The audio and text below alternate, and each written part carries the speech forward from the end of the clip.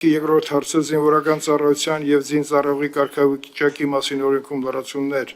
եւ փոփոխություն կատարելու մասին օրենքում փոփոխություն կատարելու մասին է հիմնական զեկուցող Հայկ Սարգսյան խնդրում։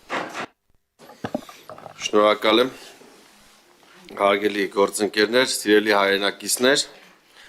զինվորական ծառայություն չանցած տղաների մասին իմ հեղինակած օրենքի ընդունումից հետո անցել է շուրջ 2 տարի։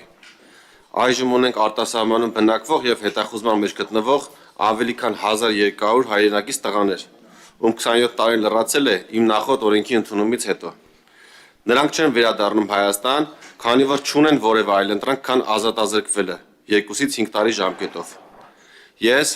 որպես օրենսդիր, չեմ ցանկանում, որպեսզի իմ ազգակից հազարավոր եղբայրներս շարունակեն կտրված ապրել մեր հայրենիքից, Հայաստանի Հանրապետությունից։ Չեմ էլ ցանկանում, որպեսզի նրանք վերադառնան եւ դատապարտվեն ազատազրկման,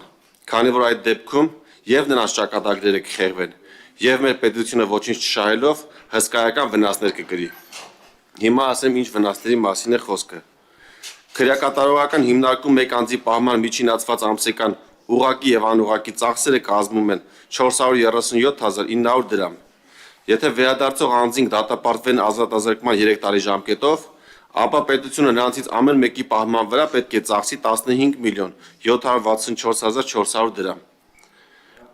Այսինքն, եթե բոլոր 1200-ն էլ ինքնական վերադառնան եւ դատապարտվեն, պետությունը միայն նրանց անազատության մեջ պահելու համար պետք է ծախսի շուրջ 19 միլիարդ դրամ։ Իմ այս օրենքով ես առաջարկում եմ լուծել այս հարցը մեկընդմիշտ, որպեսզի եւ մեր տղաները շահեն, եւ պետությունը։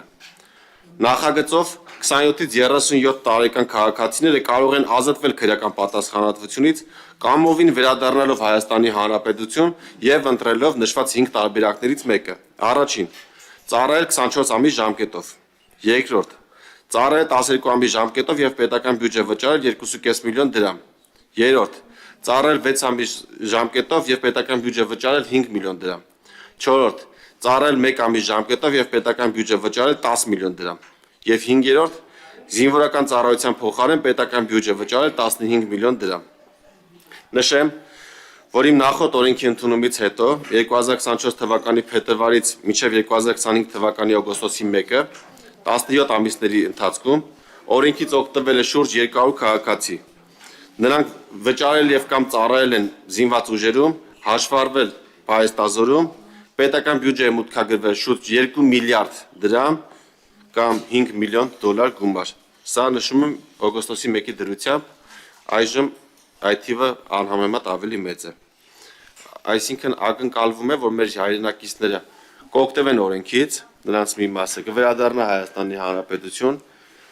հսկայական գումարներ կմուտքագրվեն պետական բյուջե, որը կարող ենք ծառայեցնել մեր կարիքների համար, եւ նաեւ նրանց ճակատագրերը չեն շարունակի խեղված մնալ, նրանք չեն դատապարտվի կամ չեն շարունակի արտասահմանում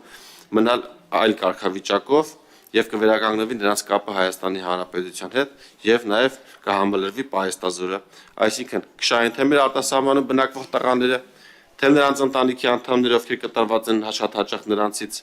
եւ կշահի մեր պետությունը, քանի որ նաեւ կկրճատվեն հետախուզվող անձանց հայտնաբերման, պահման, դատապարտման ուղղությամբ ծախսվող հսկայական գումարները, որը այժմ ծախսում ենք ոստիկանության, դատախազության, քննչական կոմիտեի, պրոբացիայի ծառայության, դատարանների եւ այլ պետական կառույցների աշխատակիցների այս ուղղությամբ տարվող աշխատանքների ուղղությամբ։ Եթե կլինեն հարցեր, պատասխան։